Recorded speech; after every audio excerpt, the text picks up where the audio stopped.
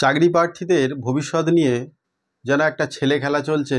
পর্ষদ হোক, এসএসসি হোক বা অন্য কেউ হোক, সবসময় তাদেরকে যেন একটা বঞ্চিত করার আপ্রাণ চেষ্টা চলছে। অবশেষে যেইটা হওয়ার কথা ছিল সেইটাই হলো হাইকোর্টে।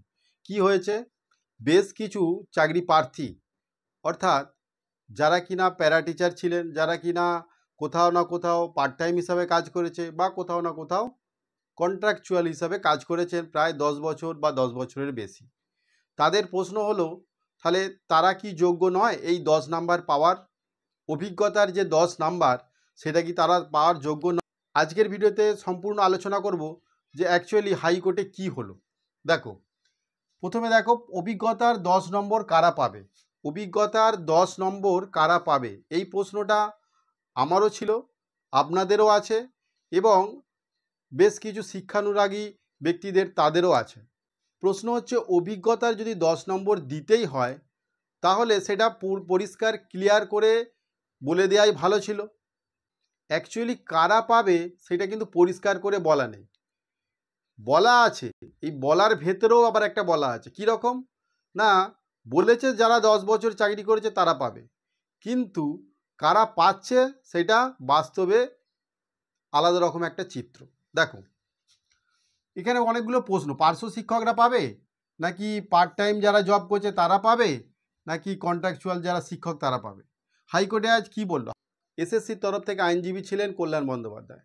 তিনি বলেছেন যে এই যে 10 নাম্বার, এই 10 নাম্বারটা শূন্য পদের ভিত্তিতে একটা লিস্ট তৈরি হয়ে গেছে যে কারা 10 নম্বর পাবে।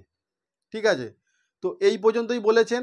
এবারে হাইকোর্ট সেটা জানতে চেয়েছে যে পার্শ্ব শিক্ষকরা পাবেন না পার্ট টাইম যারা আছে তারা পাবেন নাকি কন্ট্রাকচুয়াল পাবে, কারা পাবেন। এরা তো সবাই তো প্রায় 10 বছর বা 10 বছরের বেশি কাজ করেছেন। যারা প্রান্তিক বা যারা গ্রামের যারা টিচার আছেন, শিক্ষক আছেন, তারা তো স্কুলের A to Z কাজ করেন। স্থানীয় হওয়া সূত্রে তারা স্কুলের A to Z কাজ করেন। A to Z বলতে স্কুল বন্ধ থাকলেও তারা কোনো না কোনো কাজে হেডমাস্টার তাদেরকে স্কুলে ডেকে নেন এবং সেখানেতে দেখভাল করার জন্য ডেকে নেন। কোনো কিছু সমস্যা হলে তাদেরকেই বলেন। তো এরা কেউ 10 বছর বা কেউ 10 বছরের বেশি কাজ করছেন, তাহলে তারা কি এই 10 নম্বর, তাদের কি কোনো অভিজ্ঞতা নেই? তারা যে 10 বছর ধরে যে শিক্ষকতা করছেন তাদের কি কোনো অভিজ্ঞতা নেই? বা যারা কন্ট্রাকচুয়াল শিক্ষক তাদের কি কোনো অভিজ্ঞতার দাম নেই? বা যারা পার্শ্ব শিক্ষক, তাহলে এদেরকে কেন বঞ্চিত করা হচ্ছে?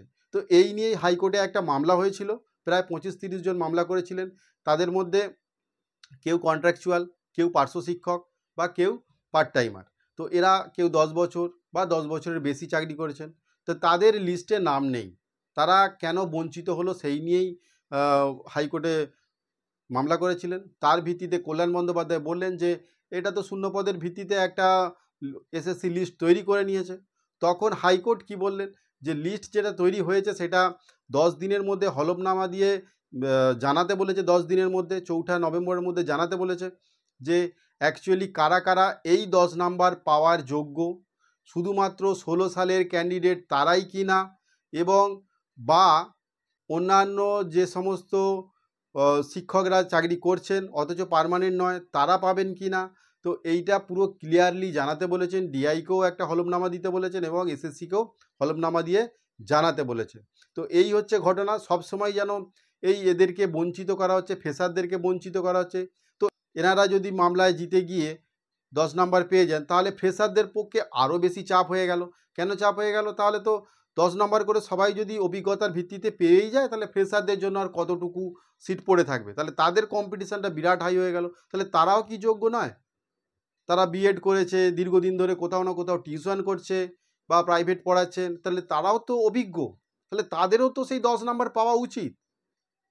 কি বলেন আপনারা? আমার তো মনে হয় অ্যাকচুয়ালি এই 10 নম্বরের যে বিষয়টা শুধুমাত্র বেশ কিছু সংখ্যক যারা প্রার্থী ছিলেন, চাকরি প্রার্থী ছিলেন, তাদেরকে একটা গার্ড দেওয়ার জন্য, তাদেরকে একটা সেফ গার্ড দেওয়ার জন্য এই প্রোটেকশানটা দেওয়া হয়েছে 10 নম্বরের।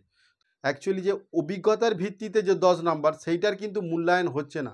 অ্যাকচুয়ালি যারা চাকরি হারিয়েছেন তাদের ক্ষেত্রেই এটা একমাত্র প্রযোজ্য। আমার যেটা মনে হয়, তোমরা অবশ্যই মতামত জানিও।